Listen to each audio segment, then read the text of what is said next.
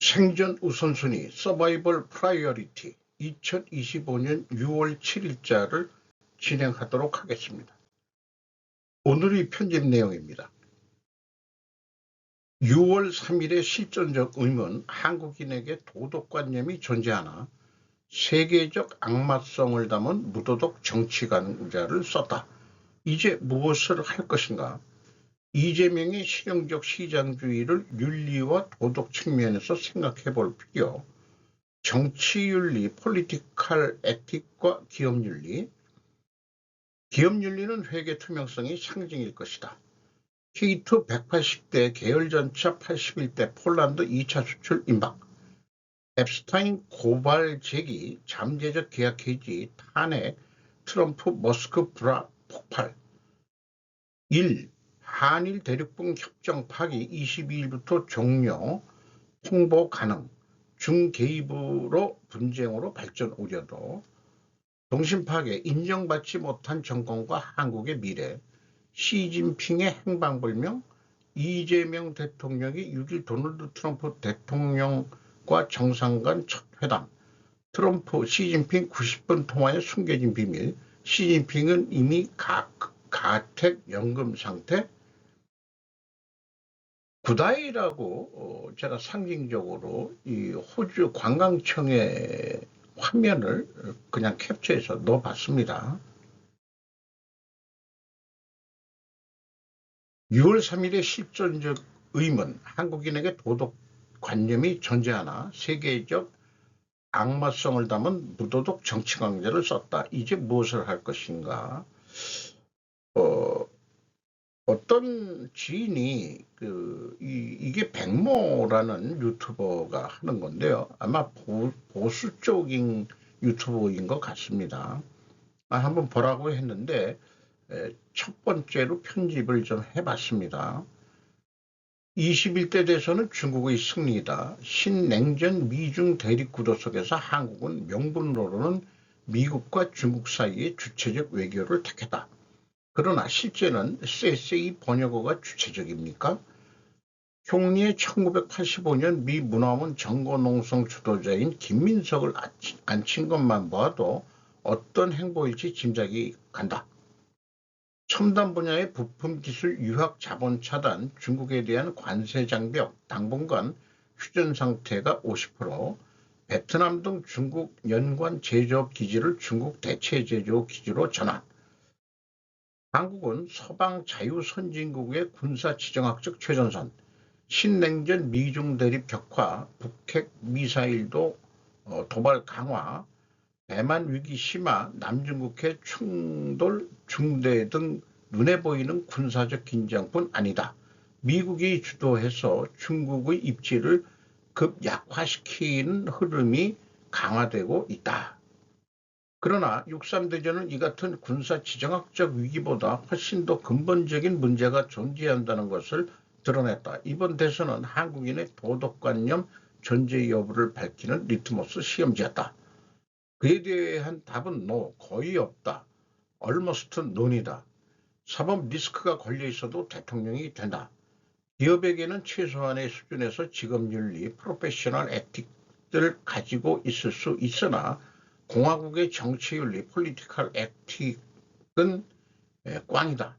일본인은 기껏해야 부도덕, 이모랄이 한계인데 한국인은 무도덕, 어모랄의 경지까지 갔다. 프랑스 무도덕성 해체주의의 포스트 모더니즘에서 영향을 좌파들이 받은 거 아니냐. DEI 포스트 모더니즘의 다른 의미이다. 다양성, 닥치고 평등, 포용성, 이런 거, 포용성이라는 것은 인클루시브라고 해서 글로벌 금융 자본이 포용적 자본주의라고 또 언급을 한 적도 있죠. 이재명의 실용적 시장주의를 윤리와 도덕 측면에서 생각할 필요가 있지 않겠느냐. 제가 이 정리를 하면서 제 생각을 좀 써봤는데요.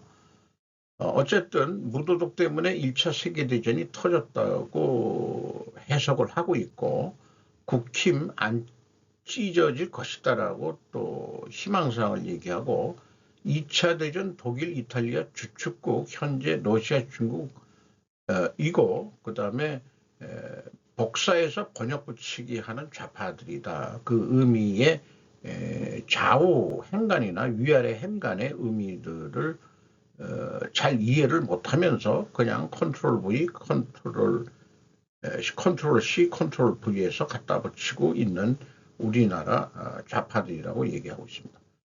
베이징의 중국 공산 체제와 미국의 친중 하이퍼 글로벌리즘 해체주의 두 가지가 우리 좌파들한테 영향을 미쳤는데 뿌리가 지금 썩어가고 있다 이렇게 얘기를 하고 있습니다. 경중 해체주의 카르텔이 원천 두 군데가 모두 박살나고 있습니다. 베이징의 중국 공산체제, 미국의 친중 하이퍼 글로벌리즘 해체주의, 한국 중중 해체주의 카르텔은 뿌리가 끊겨가고 있는 혹은 급속히 약화되어 가고 있는 중이라고 진단을 하고 있습니다. 자기가 30년 헤맸었는데 정치 철학적 고민을 했었다. 두 뿌리가 급히 썩어가고 있다. 2018년부터 미국이 중국을 견제 시작했다. 본격적으로. 그래서 자기는 국회 독재, 악법, 저항투쟁, 사전투표, 혁신투쟁, 헌법농단, 소위 개헌, 저항투쟁 등을 해야 된다고 갈하고 있습니다. 자유공화주의 시민운동의 3대 캠페인, 이렇게 그 3대 그 투쟁을 하자. 이렇게 이 사람이 이제 그 진행자입니다. 저는 솔직히 처음 보는 얼굴인데, 윤리는 인간의 행위와 가치 판단에 대해서 이성적으로 분석하고 체계화한 학문적 탐구로서 도덕을 비판하거나 정당화할 수 있다. 이번 선거를 무도덕이라고 해서 그 도덕과 윤리를 혼동을 하고 있는 것 같아요, 이 사람이. 그래서 제가 좀 다시 물어봤습니다, 챗 GPT한테. 이것이 정답인지 아닌지는 차치하고 윤리가 무엇이냐고 질문한 선생에게 사춘기 중학교 때 저는 윤리 도덕 시간이 있었어요. 그때는 나는 인간으로서 마땅히 지켜야 할 도리라고 답변했던 게 기억이 납니다. 참 오래된 얘기도 기억을 하고 있어요. 윤리로 정치를 정의할 수 있을까? 그때 내가 무엇으로 정의할 수 있을까? 그때 내가 정의를 알았더라면 하는 지금 생각을 해보게 됩니다. 그러면 윤리는 여기에서 그 이성적이라는 얘기가 좀 핵심적이겠죠. 분석을 한다. 인간 행위에 대해서. 그러나 도덕은 옳고 바름, 선과 악, 판단하는 규범적 체계, 감정적, 직관적 측면이 많다라고 또 소개를 하고 있습니다. 그러니까 정치 행위를 도덕이라는 잣대로 저는 재단해서는 안 된다는 생각을 가지고 있는 거죠. 그런데 이 백모라는 유튜버는 도덕으로 접근을 하고 있고 윤리하고도 헷갈리고 있는 것 같습니다. 보수 유튜버로 인식되는 백모가 언급한 정치 윤리에서 무도덕을 말하고 한국민이 무도덕하다고 가랬다. 윤리, 에틱과 도덕, 모랄리티는 다르다. 그러니 개념 혼동을 하고 있다고 생각한다. 정치를 도덕이라는 잣대로 재단하는 것은 바람직하지 않다. 사법부는 유죄가 판결되기 전까지는 무죄라는 무죄 추정의 원칙이 있다. 사법 리스크가 있는 이재명을 심리적으로 유죄라고 단정하는 것을 유죄 추정의 원칙이라고 부를 수 있을까? 정치는 이성적이고 합리적으로 행위와 가치에 대해서 분석해야 하는 윤리 분야라는 인식이 필요하다. 기업윤리의 예로 생각을 제가 비유로 해봤어요. 분식회계는 법상 범죄 행위로 형사처벌을 받는 죄이다. 윤리이기도 하지만은 기업에 한해서는 윤리와 법까지 같이 그 재단을 당합니다. 처벌을 당하고 기업에서 재무회계가 종사했던 사람의 얘기로는 직접 오랜 세월 재무회계 전문가한테 들었는데 이 사업을 하다 보면은 불확실성과 변동성, 요거는 이제 제가 갖다 붙인 얘기지만은 어찌어찌 하다 보면은 인간에게도 실수들이 일어나고 뭐 여러 가지 의도적이든 비의도적인 거로 장부하고 선물하고 틀릴 경우가 다반사다. 그래서 재고자산 회계를 투명하게 유지하기 어렵다고 고백을 저한테 합니다. 그래서 어찌어찌 맞춰가지고 결산들을 했었다 하는 거를 솔직히 고백을 하더라고요. 그거를 그런 측면은 우리는 조정이라고 얘기하는데 의도성이 들어간 경우는 조작이라고 얘기를 해야 되겠죠. 그래서 장부와 현물을 조정하게 되는데 이를 분식회계라고 할 수 있으며 조정도 분식회계입니다. 조작이라고 명명할 수도 있겠습니다. 입자는 기업을 유죄 추정의 원칙으로 분석하고 있습니다. 이를 마녀의 법정이라고 저는 명명합니다. 마녀들의 법정은 유죄 추정의 원칙입니다. 마녀들은 어찌 보면 중세에 화학과 과학을 아는 집단인데 마녀 사장으로 몰렸죠. 종교에 의해서. 다르게 말하면 과학의 법정은 유죄 추정의 원칙을 가지고 이를 무죄의 증거로 반증해야 한다는 것입니다. 그러니까 자기의 가정이나 이론을 입증하기 위해서는 반드시 존재할 어떤 다른 증거를 제시해 가지고 입증을 해야 된다는 얘기죠. 아마 그 정치도 이런 쪽으로 해석을 해야 아마 바람직하지 않겠냐 싶어요. 좀 이성적으로. 정치가 이성적인 분야가 아니라고 한다면 할 말은 없지만은, 그러나 인간이 그 진화가 된다 그러면은 그 정치 제도에 대해서 감정이 들어가서는 안 되는 거 아니냐. 좀 이성적으로, 그러니까 윤리의 잣대로 봐야 된다 이렇게 생각합니다. 그래서 기업 윤리는 다른 건 없다. 회계 투명성이 상징일 것이다. 도덕 가지고 따지지 말라. 기업을 회계 투명성 가지고 따져라. 정치 윤리를 도덕이란 감정이고 도덕이란 감정적이고 감성적인 것으로 생각하지 않아야 한다면 정치 윤리를 무엇으로 평가해야 할까? 직관은 정의, justice라는 말이 떠오릅니다. 따라서 이번 대선 결과가 정의로운 결과인가를 논해야 될 것입니다. 권력의 정치 과정이 정의로웠는가? 그 과정이 부정의했다면 한국의 정치 윤리는 바닥에 떨어진 것입니다.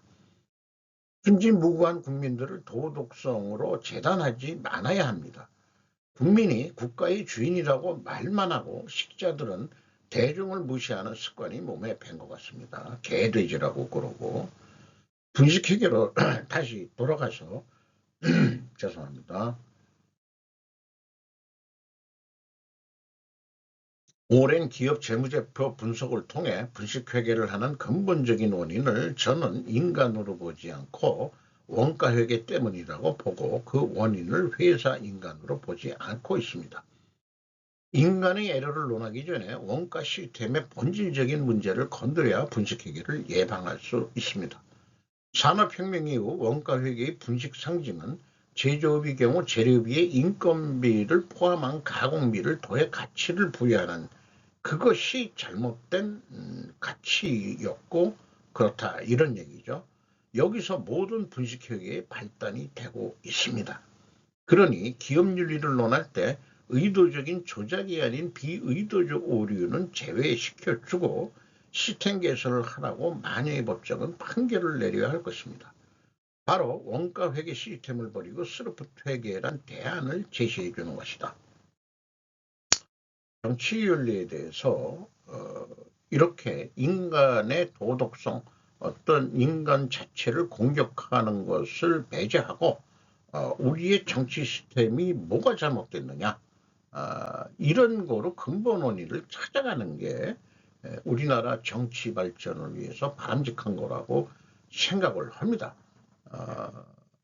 물론 정치계에 발을 들여놓은 적은 없지만은 그러나 정치에 영향을 받는 국민들의 인생이기 때문에 관심을 가지고 나름대로 참여할 거는 투표권뿐이 사실은 없거든요.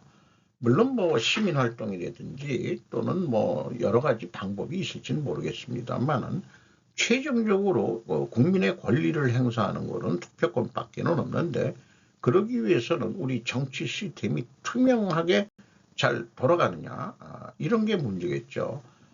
부정선거 얘기는 조금 얘기가 나왔는데 선관위 그런 데부터도 투명해야 되겠죠. K2 180대 계열전차 81대 폴란드 2차 수출 임박. 제목만 가지고 요거는 넘어갑니다. 앱스타인 고발제기 잠재적 계약 해지 탄핵 트럼프 머스크 불화 폭발. 배시 클라인 하다스 골드 및 알레이나 트레인 3명의 기자가 CNN이 좌파 계열이니까 잘됐다 하고서 이제 비판하는 글 중에 하나겠죠. 미국 정치의 강력한 동맹 중 하나가 끝난 것 같다. 소셜 미디어로 서로 약간 비판하는 글들이 오고 갔다는 것을 발췌해가지고들 표현하고 있습니다.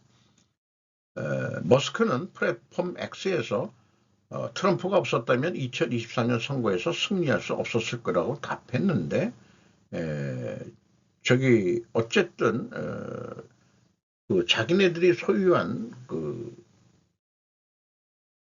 미디어에서 플랫폼에서 티각티각 하고 있다는 얘기죠. 그리고 제가 없었다면 트럼프는 선거에서 패배했을 것이고 민주당은 하원을 장악했을 것이며 공화당은 상원에서 51대 49. 그러니까 미국은 한두 명 차이 정도, 이런 정도. 그러니까 공화당이 49가 되었을 것이다. 이런 얘기죠. 그는 정말 배은박하다고 덧붙였다. 트럼프는 앨런의 정부 보조금 계약 및 계약을 해지하겠다고 위협했는데 이는 그의 비즈니스에서 치명적인 영향을 미칠 수 있으며 국제우주정거장에 중대한 영향을 미칠 수도 있다. 그러나 이런 티각대각에 대해서 캐롤라인 레빗, 이것은 자신이 원했던 정책이 포함되어 있지 않아 하나의 큰 아름다운 법안에 불만을 품고 있는 옐론의 안타까운 에피소드입니다라고 대변인은 그렇게 표현을 했답니다. 일본 한일 대륙붕 협정 파기 22일부터 종료 통보 가능, 중개입으로 분쟁으로 발전 우려도. 연합뉴스 일본판입니다. 우리나라가 1978년 6월에 한일 대륙붕 협정이 됐는데 그동안에 크게 나타난 건 없죠. 근데 이것이 이제 2028년에 만료되며 만료 3년 전부터 한쪽이 종료 통보를 할 수 있다. 그러니까 2025년 올해 파기할 수 있다는 것을 얘기하는 거죠.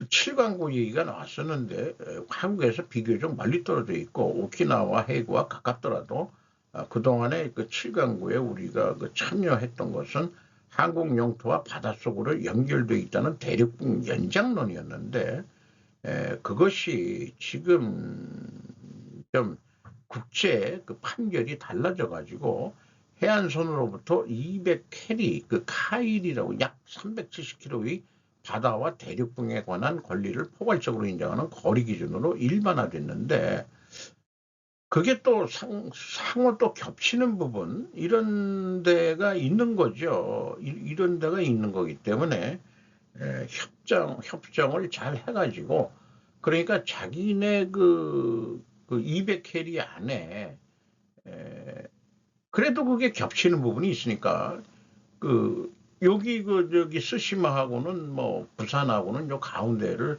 이렇게 지나고 있습니다만 거의 반반씩 등분해가지고 이렇게 돼 있긴 있습니다만은 어쨌든 지금 우리는 포항 앞바다에서 이 가스전 그거를 하고 있죠. 뉴스가 요즘 한 번도 안 나오고 있는데 그렇습니다. 그러면은 중국이 이런 거 해제하고 면 중국이 자꾸 이렇게 동쪽으로 지금 이 공동 수역 같은 데를 밀고 들어오려고 하고 있죠. 중국 애들이. 목로 동심 파괴 인정받지 못한 정권과 한국의 미래. 이재명 당선인 국회의원 취임선서 정식 행사는 재헌절에 라고 나왔지만은 그 방송을 하면서도 사진은 이렇게 했다. 이것은 전에 윤 대통령 취임식 때 그 화면을 갖다가 이렇게 해놓으면서 이게 의도적으로 왜 이렇게 편집하냐 이거죠. 그리고 까고 있습니다. 이재명 안동도호부 제후에 임명되다. 중국의 옛날에 한사군 때인가요? 안동도호부 한국 대통령을 중국의 제후로 폄하해서 부르고 있습니다. 짐 로저스 지지선은 명의도용 사기 경위 파악한다. 중국 식민지와 되었다라고까지 얘기하고 있습니다. MBC 뉴스 투포는 이번 취임식이 달랑 기자들하고 뭐 이런 사람들만 와가지고 표현적으로는 재헌절 때 공식 취임식을 하고 이번에는 그냥 취임식만 하고 빨리 그 고리 선거라고 하니까 탄핵에 의해서 고리가 됐기 때문에 바로 그 인수위원회 기간이 필요 없는 거니까 바로 직무에 들어가니까 그래서 재헌절에 공식 임명식을 하겠다고 또 말을 바꿔 말합니다. 취임식이 아니고 왜냐 국민들이 임명하기 때문에 임명식이라고 하겠다. 아주 인기 발언을 하고 있어요. 취임식에는 뭐 소수의 사람들이 한 몇백 명 정도 와가지고 그렇게 행사를 치렀습니다. 공식 취임식 때는 박근혜 취임식 때 모습이고 윤석열 대통령 취임식 때 모습입니다. RIP 한국은 무너졌다. 트럼프 측근들이 대선 관련 메시지 화제. 이 여성분인데 트럼프의 의중이 들어간 것 아닐까 이렇게 해석을 합니다. 그리고 백악관은 한국의 선거는 회화했다. 그리고 익스프레스 컨선 어바우트 차이니즈 인플루언서 중국의 영향력에 대해서는 매우 우려를 하고 있다. 한미동맹은 철통 같다라고 계속 메시지를 던지죠. 배반하면 가만 안 두겠다는 뜻이다. 이재명 축하한다는 언급은 없습니다. 선거는 저거 뭐 폐허했다고 얘기했지만 시와 푸틴과 통화 이재명은 결정권자가 아니다. 반쯤은 여포다. 이재명을 조정하는 뒷세력이 분명히 있다. 한국 자유롭고 공정한 선거 치렀지만 미국은 전세계 민주주의 국가에 대한 중국의 간섭과 영향을 우려하고 반대한다. 독립유공자가 독립유공자가 아니다. 진관사 태극기 달았다. 무조건 찍어보는 이재명 공원 시의 황상의 말을 들어야 하기 때문에 트럼프 한미일 군사동맹을 원하지만은 뭔가 축하전문 이런 거가 미국은 없습니까? 라고 대변인한테 물어봤더니 여기 어딘가 있을 텐데 없네요. 하지만 구해다 줄게요. 미국의 대응이 이렇습니다. 그런데 시진핑은 축하 전문을 보냈답니다. 국제지역 형세의 불확실성이 높아져 수교 초심 지키며 전략적 협작 동반자로서 관계 발전이 이끌자. 한국 새 정부가 양국 신뢰의 중요성 충분히 인식하길 미국 일방주의 도전에 공동으로 대응해야 황구신보 사설 앞서 9월엔 중국 전술전 80주년 열병식 예정을 언급해놓고 박헌혜처럼 너도 와라는 말 아니냐. 대통령 연설은 들어도 제후의 연설은 자기는 안 듣는다. 대통령 경호처 전 정부 공채 취소하고 열린 경호에 맞는 인재를 뽑겠다. 중국인 경호원 열린 채용 누가 들어올 건지 그 중국 인민해방군 간첩이 이제 경호처에 침투할 것이라까지 추정을 하고 있습니다. 그래서 이 목루방송은 수많은 객관적인 데이터를 가지고 언론에 보도된 것만 가지고 상관관계 추론을 하는데 저는 매우 뛰어나다고 생각은 하고 있습니다. 저는 상관관계가 아니고 인과관계로 자꾸 뭔가 생각을 해보려고 하고 있죠.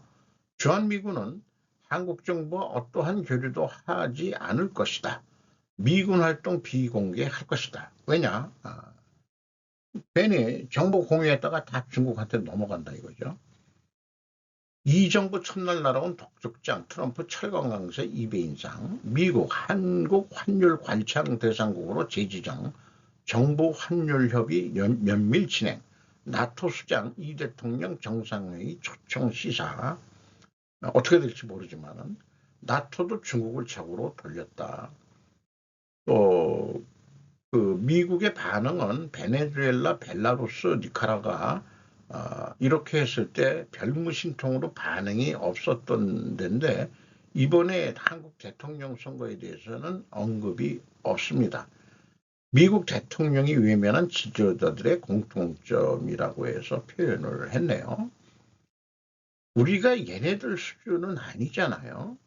참 정치 수준은 경제는 올라갔는데 정치 수준은 참 낙후됐다. 이렇게도 얘기를 하고 있죠.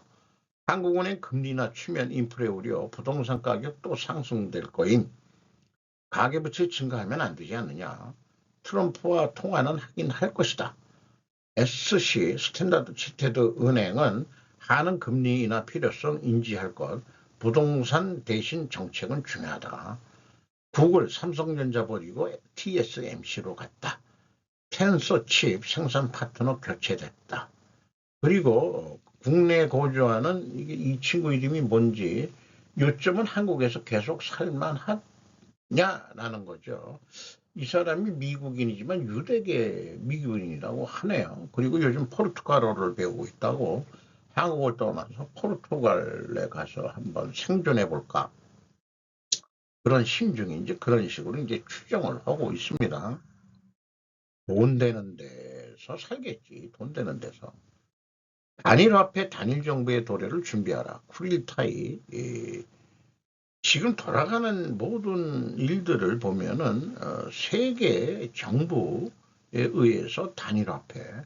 그게 아마 암호화폐보다 통합이 되지 않겠느냐. 뭐라고 됐든 나중에는 달러로 다 환원되는 그런 거로 예측을 하네요. 유료 쿠릴타일 방송에서도 자기가 지금 말조심하고 있다. 대만 공무원 73만 명 전수조사에 중국 본토 신분증 소유자 색출했다. 그러니까 이 시차가 있는 것들을 여러 군데서 데이터를 가지고 그거를 상관관계로 엮어 나가는 거죠. 이재명은 친중 장성태 라인과 연결을 시도했던 것이고 그 현재 김정은은 반중이라는 얘기죠. 경기도 지사 시절 때 컨택을 했던 라인 쪽은 장성택인데 장성택은 친중 라인이었기 때문에 김정은이가 그거를 제거했던 거죠. 영총리 전비 태세복원 역대급 방산투자 예고, 천안분 36주년 노련날 주중 영국대사관 올린 영상에 중국이 제대로 대응을 하지 지금 않고 있답니다. 중국의 기가 약해졌네. 중국 대사가 잽을 한번 날려본 것이다. 그런데 반응이 없다. 아편전쟁 전과 유사하다. 중국 청나라 세계 GDP의 60%만큼 강대국이었는데 영국 정부는 말렸으나 로스차일드 독일도 회사가 일으킨 전쟁이었다. 전쟁 결과 아무것도 아니네. 그래서 제2차 아편전쟁을 일으켜가지고 중국을 북경에 55일인가 보면은 북경이 찢어져 버리죠. 굉장히 의미 있게 보고 있다. 러시아 언제 중국 뒤통수 칠지도 모른다. 페그세스 안미경 중 대놓고 경고했고 중국의 종속 막겠다. 이렇게 얘기했는데 이게 대만 외무장관인지 필리핀, 일본, 그 다음에 호주 이렇습니다. 발빠른 일본, 결정적일 때 발걸음, 손정희 회장 410조 규모 미일 공동 국부펀드 결성 제안, 트럼프 일본 제철의 US 스틸 인수, 미에 140억 달러 투자. 이 바이든이 반대했던 거를 트럼프도 처음에 US 스틸은 우리의 그 국가의 자존심이니까 안 돼 그랬다가 왜 승인을 했을까? 그게 바로 그 전에 손정희가 움직였다는 그런 뉴스들하고 연결을 해봐야 된다는 거죠. 410조. 그러니까 오케이. 그래. 그 대신 이 사진 이런 거 다 미국이 뽑는 거야. US 스틸. 어, 그 특별주라고 황금주. 정부가 주식회사는 이론 일편인데 특별한 경우에는 창업주 내지는 또 미국 정부가 일부 자본을 투자한다고 그런다면은 황금주로서 예를 들어서 일본은 1원 1표로 의사결정 투표권이 있지만은 미국 정부는 1원 100표 정도의 힘을 가지고 운영을 하겠다는 것으로 알고 있습니다. 일본 알래스카 선수치나 일 최대 전력회사 LNG 구매 검토. 우리나라가 참여를 했지만은 차관 일본이 발빠르게 움직였다. 모든 건 협상이 가능하다. 아시아 질서를 유리하게 끌고 가려는 일본의 전략. 일본 관세협정 선제적으로 지금 해결하고 있는데 한국은 지금 뭐 잘해봅시다라고 하지만은 별로 나오는 얘기들이 없죠. 뭔 실무회담을 그렇게들 하고 이런 정치 이거는 물론 실무적인 협상도 있어야 되겠지만은 우선은 탑다운식으로 위에서 뭔가 방향을 잡아야 될 겁니다. 일본의 특징은 태평양 정쟁 승자인 미국에게 입맛을 잘 맞춰주는 것이다. 자신들은 아마도 사무라이 정신이라고 할지도 모르겠다. 주군으로 모시면 평생 충성하는 게 사무라이다. 그러니까 이번에 미국 주군께서 관세 뭐 이런 거로 너희들한테 지금 내가 지금 불만이 많어. 이렇게 얘기하니까 쫙 아우 형님 잘못했습니다. 주군 잘못했습니다. 그래서 발빠르게 움직여가지고 딱 미국의 기분에 맞춰주는 그런 사무라이 정신 그런 거를 보여주는 거에는 한국 사람보다 한국의 빨리빨리보다 더 빠른 거죠. 우리는 결정적일 때 결정을 안 하는 약점이 있죠. 거꾸로. 한반도 플러스 동남중국해 한 전쟁구역으로 합하자라고 일본 외상이 헤그세스한테 제안을 했는데 제2의 에치슨 라인을 그읍시다. 이렇게 얘기하면은 그렇게 되면은 일본이 병창기지화돼서 다시 한번 한반도에서 전쟁이 터지면은 떼돈을 벌게 되겠다 이런 얘기죠. 한국이 우려를 전달했다는데 이것이야말로 사마귀 방랑도끼 같은 말이다. 일본 관세협정서 미국산 반도체 수조원어치 사겠다. 전력 소모 HBM의 절반 1소프트뱅크 인텔과 신형 반도체 추진하겠다. 일본 대중 공동대응 카드로 미국 관세 면세를 추진한다. 일본 제품만 관세 면제 추진을 하는 것입니다. 이런 외교 부럽다. 무관세 동맹을 가자. 미국과 그렇게 지금 간대는 행보를 하고 있다는 얘기죠. 트럼프는 한국에 기대를 하지 않는다. 한국의 젊은이들이 일본 노가다로 가서 일하고 있다. 한국 청년 실업 일본에서 해결 가능하다. 베드로의 느낌 천국의 열쇠 앨런 머스크 아까 그 앞에 불화를 CNN에서 했지만은 나는 예수의 제자가 아니다. 3번을 부인했지만은 결국은 네 이름 위에 반석을 세우겠다라고 예수 지저스 크리스가 말을 했죠. 눈탱이 같은 편이다. 이재명 제후되면서 일본은 한반도 전쟁 지역으로 설정할 것을 유도했다. 21세기 드론 미사일, 통신 등의 전쟁의 양상이 바뀐다. 스페이스X 한국에 들어온다고 한다. 마음대로 전쟁해도 된다는 느낌이 안 좋다. 전쟁은 일어날 수 있다. 한반도에서도.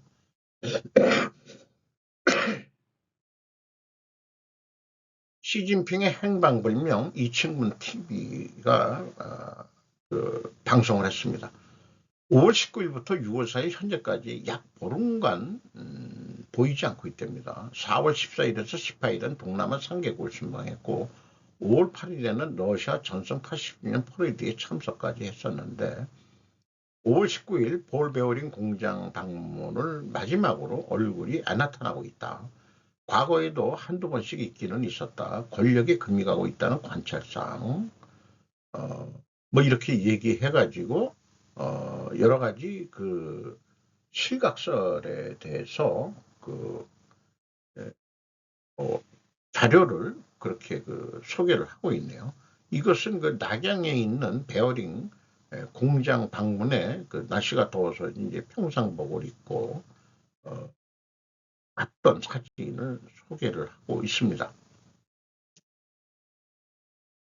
시진핑이 5월 19일 후 보이지 않고 있고 5월 23일 마크롱과 통화, 5월 24일 마크롱, 그 다음에 메리츠 독일 수장과도 통화했는데 그러나 모습은 보이지 않았다. 사라진 시진핑 군부 측근 시징량은 돌연사, 취량 돌연사 군사위원회 부주석, 시진핑이 군부의 조력자, 시진핑 다음 군권 서열 2위, 타살 가능성, 허웨이동도 오지무중 자살설까지. 그리고 뭔가 기념관을 만들었는데 자기 아버지 이름으로 못하고 관중혁명이라고 시진핑이 더 이상 트럼프와 딜을 할 만한 권력을 보유하고 있지 않을 수도 모른다고 주장하는 고든창 박사의 말을 인용하고 있습니다. 인민일보 전면에서 사라졌다는 것은 시진핑이 힘을 잃었음을 의미하는 거 아니냐. 한국 6.29 선언 무렵 인당 GDP 1만 달러 수준이었다. 이때 어떤 나라든 민주화가 되어야 국가체제를 유지할 수 있다는 미국 교수의 주장도 얘기하면서 중국이 경제 제2대국이지만 1인당 국민소득은 이제 1만 달러 정도 올라오는 수준이니까 정치체제를 민주화 쪽으로 가야 되지 않겠냐. 그래야 경제가 돌아간다. 이런 얘기인 것 같습니다.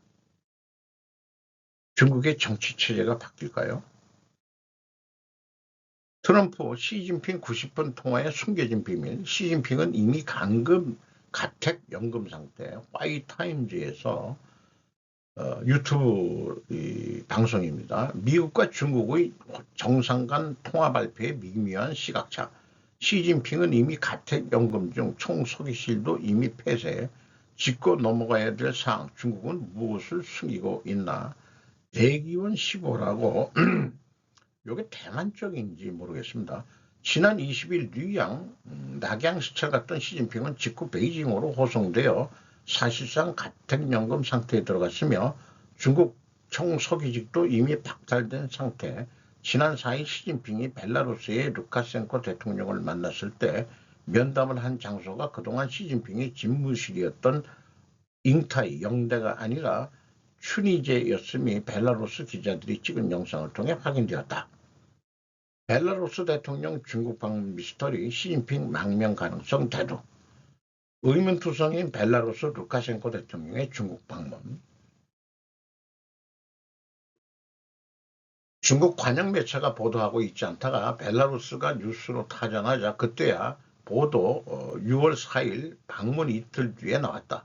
신화사가 사진 게재하지 않고 있다가 사진도 좀 게재를 했는데 의도적 축소 움직임이 있다. 회담 장소 이례적 공식적인 장소가 아니라 사적인 장소에서 상무위원들이 배석하지 않았다. 아무런 성과도 보이지 않았다. 공식적인 국빈 방문도 일반 방문도 아니라는 벨라루스. 푸틴의 지시를 받고 간 건지 뭐 그렇게까지 그 추정을 하네요. 이재명 대통령이 6일 도널드 트럼프 미국 대통령과 정상과 통화. 이슬기 조선비지에서 관세협의 양국 모두 만족하도록 노력. 피습 경험부터 골프 이야기까지 나눠 이 대통령 방미 초청한 트럼프 골프 라운딩 하기로. 트럼프 대통령은 이 대통령을 방미 초청했고 이 대통령은 한미가 특별한 동맹으로서 자주 만나 협의하길 바란다고 답했다. 강 대변인은 양국 정상은 한국 동맹 발전을 위한 보다 심도 있는 협의를 위해 다자회의 또는 양자 방문 계획이든 가급적 이른 시일 내에 만나기로 했다. 약 20분간 통화를 했답니다. 시진핑하고는 약 2시간, 1시간 반에서 2시간 정도 통화했다고 그러는데, 그게 이제 그 나라 차이 있겠지만, 먼저 취임하고 문재인 대통령은 취임하고 이제 바로 미국 전화를 들어서 미국하고 통화를 했는데 6월 3일 날 취임했는데 시도는 했을 거예요. 그런데 미국에서 삐삐 소리 나오고 뭐 안 받고 있다가 6월 이게 6일 날이죠. 그렇게 통화됐는데 20분만 통화됐다. 향후 한미 정상들의 그 관계가 어떻게 될지 매우 궁금하네요. 시간만 있는 늙은이가 뭔가 영화 속에서도 느낌이 있어가지고 정리해보는 시간. 인류학자들이 믿는 속설로 자아를 찾으려면 우선 낯선 환경을 경험해 봐야 한다. 젊었을 때 얘기죠. 그렇게 생각합니다. 다양한 인생의 전환점에서 고민하는 이들에게 잔잔하지만 묵직한 울림을 주는 그 영화배우 이름을 잊어버렸는데 그 배우 잭 니콜슨 연기 잘하네요. 은퇴를 당한 입장에서 공감 가는 부분이 많은데 보험회사 중급수 쓰면 살만은 한 거고 그렇죠. 어쨌든 짬짬이 후원했던 데서 아프리카 탄자니아에서 글을 못 쓰는 흑인 소년이 이 그림을 보면서 마지막에 오열하는 그런 것이 마지막으로 나오는 그런 거였습니다. 나이가 먹으면 조그만 거에도 삐지고 조그만 거에도 슬퍼요. 그거 이해가 됩니다. 이상 오늘 약간 좀 길었습니다. 마치도록 하겠습니다.